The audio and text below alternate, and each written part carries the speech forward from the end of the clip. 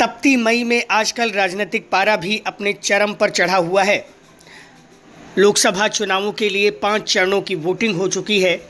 अब 6वें और 7वें चरण के आम चुनावों में ज़्यादा दिन नहीं बचे हैं। नेता लगातार जनता के बीच जाकर अपनी पार्टी के लिए जन समर्थन की मांग कर रहे हैं और उनसे तरह तरह के वादे भी कर रहे हैं। इसके साथ ही आरोप प्रत्यारोप का दौर भी लगातार अपने चरम पर है। लगातार नेता अपने विपक्षियों को घेरने का काम कर रहे हैं। आज सूबे के मुख्यमंत्री और बीजेपी के स्टार प्रचारक योगी आदित्यनाथ ने दूसरे दिन भी जिले में राजनीतिक पारे को बढ़ाने का काम किया। उन्होंने तुलसीपुर के वसंतलाल इंटर कॉलेज में आयोजित एक जनसभा में अपने तमाम प्रतिद्वंदियों पर न केवल निशाना साधा बल्कि प्रदेश के माफियाओं को एक कड़ा संदेश भी दिया। उन्होंने कांग्रेस को आड़े हाथों लेते हुए बड़ा आरोप लगाया है। उन्होंने मंच से कहा कि अगर कांग्रेस गठबंधन की सरकार बनती है तो यह आपकी पैतृक संपत्ति को जब्त करने का काम करेंगे। वराठा टैक्स के नाम पर जजिया कर वसूल कर इंडी गठबंधन के लोग पाप करने का काम करेंगे। उन्होंने चुनावों में औरंगजेब की बात करते हुए कहा कि अयोध्या, मथुरा व काशी को तोड़ने वाले जिस औरंगजेब ने जजिया कर लगाया था उसी के रास्ते पर कांग्रेस और सपा चल रही है। बीजेपी के स्टार प्रचारक और सूबे के मुख्यमंत्री योगी आदित्यनाथ ने सपा नेता रिजवान जहीर का बिना नाम लिए उन पर भी निशाना साधने का काम किया। उन्होंने फिरोज पप्पू हत्याकांड का जिक्र करते हुए कहा कि पहले कुछ लोग यहाँ पर भी ऐसे थे जो लोगों की ज़मीनों को कब्जा करते थे। लोगों का जहाँ पर खाली प्लॉट देखता था उन्हें अपना बना लिया करते थे। एक नेता यहाँ पर भी थे जिन्होंने एक व्यक्ति की दिन दहाड़े हत्या कर दी थी और वह उसके दुख संतप्त परिवार के यहाँ शोक संवेदना भी जताने चले गए थे। लेकिन जब हमें पूरी घटनाक्रम का पता चला तो हमने उनके खिलाफ कड़ा एक्शन लिया है।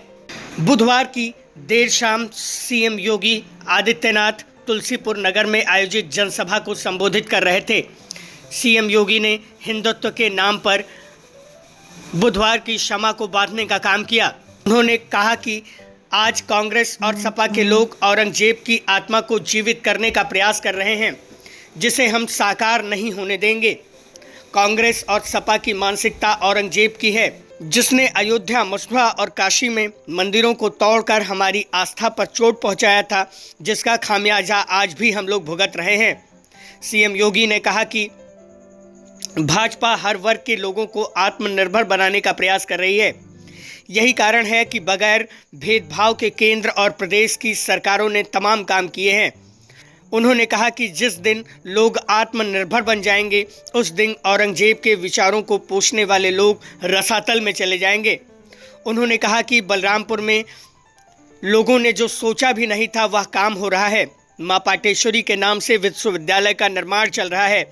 पूर्व प्रधानमंत्री अटल बिहारी वाजपेयी के नाम पर मेडिकल कॉलेज बनकर तैयार हो चुका है, जिसका लाभ यहाँ के लोगों को मिलेगा। उन्होंने कहा कि पिछले 10 वर्षों में विकास को लोगों ने देखा है।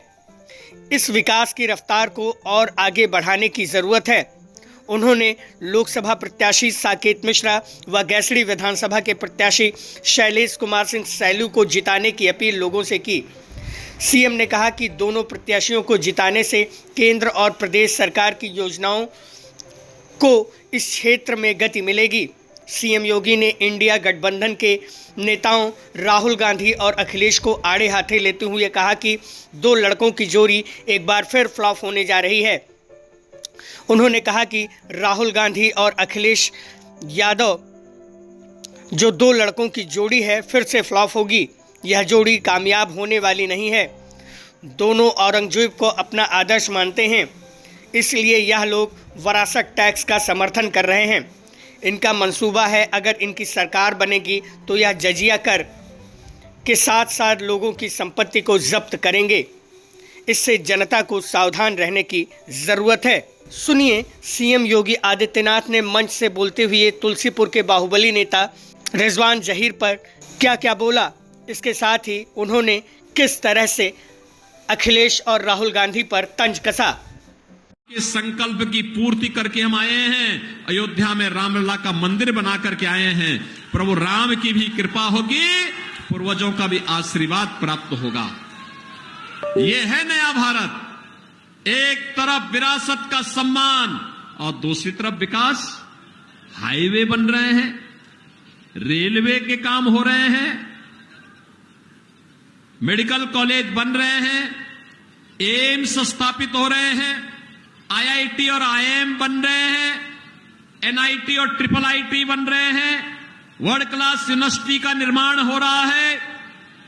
और यही नहीं, गरीबों के कल्याण के लिए कितना कार्य हुआ है यह आपसे किसी से छुपा हुआ है। इस समाजवादी पार्टी के समय में ये सभी गरीबों का अन्न खा जाते थे। राशन माफिया हावी थे। यहां तो क्या था, वहां उनके समय में राशन माफिया, भू माफिया, पशु माफिया, जंगल माफिया, खनन माफिया और पेशेवर अपराध में लिप्त माफिया, यही थे ना। और इसीलिए हमने कहा अगर राम लला को अयोध्या में विराजमान करेंगे तो माफियाओं का राम नाम सत्य है की यात्रा भी निकालेंगे।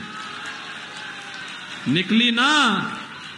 ये समाजवादी पार्टी की सरकार थी, क्या करते थे, सपा का है एक ही नारा, खाली प्लॉट पर कब्जा करके वे बनाते थे अपना, इस ढंग से करते थे, यानी खाली प्लॉट है हमारा, यही बोलते थे ना।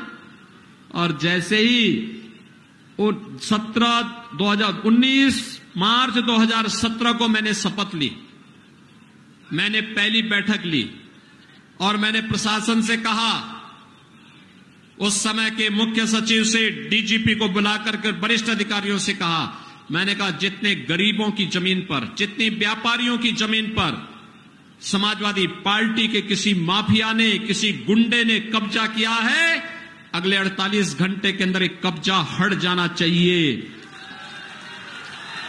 और बहनों और भाइयों, मैंने कहा अगर सीधे मुंह से कोई नहीं मानेगा तो टेढ़ी उंगली से उसको निकालना।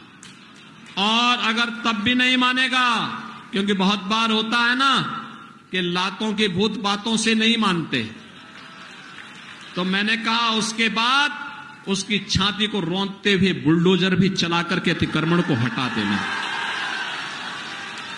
आज मैं कहता हूं, क्या कोई समाजवादी पार्टी का गुंडा और कोई अपराधी किसी खाली प्लॉट पर कब्जा कर पाएगा क्या? किसी बेटी और व्यापारी की सुरक्षा के लिए खतरा बन सकता है क्या? खतरा बनेगा तो 7 पीढ़ी याद करेगी क्या हाल करेंगे। बहनों और भाइयों, सुशासन की पहली शर्त है सुरक्षा, बिना भेदभाव की सुरक्षा। एक माफिया यहां भी मंडरा रहा था, देखा ना, ये पप्पू खां की हत्या कर दी गई थी यहां, और दिन दहाड़े हत्या करके और फिर क्या करते हैं, हत्या भी करेंगे और हत्या करने के बाद फिर इसके बाद सहानुभूति व्यक्त करने के लिए भी चले जाते हैं। अब यूपी में ऐसे नहीं चलेगा।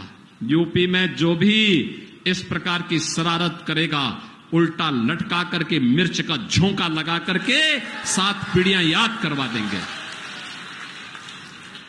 और इसीलिए मैं आज आया हूं आपसे कहने के लिए कि बहनों और भाइयों, याद करना, मोदी जी के नेतृत्व में सुशासन का जो स्वाद हमें मिल रहा है, फ्री में राशन, मुफ्त में उपचार, किसानों को किसान सम्मान निधि, और यही नहीं, घर घर घर शौचालय, हर गरीब को मकान। मोदी जी ने कुछ घोषणाएं और की हैं।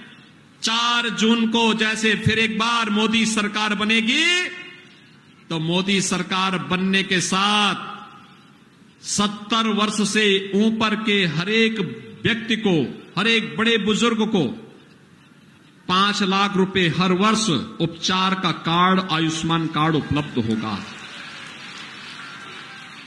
हमने थारू जनजाति के लोगों के मकान 100% बनाने की पहले से ही गारंटी ली है। मोदी जी ने कहा जितने भी दलित होंगे, वंचित होंगे, पिछड़ी जाति के लोग होंगे, अन्य गरीब होंगे, जिनके पास अपना मकान नहीं है, सिर ढकने के लिए छत नहीं है, उसको भी। के मुख्य अतिथि परम पूज्य योगी आदित्यनाथ जी महाराज का आगमन हमारे इस कार्यक्रम में हो चुका है।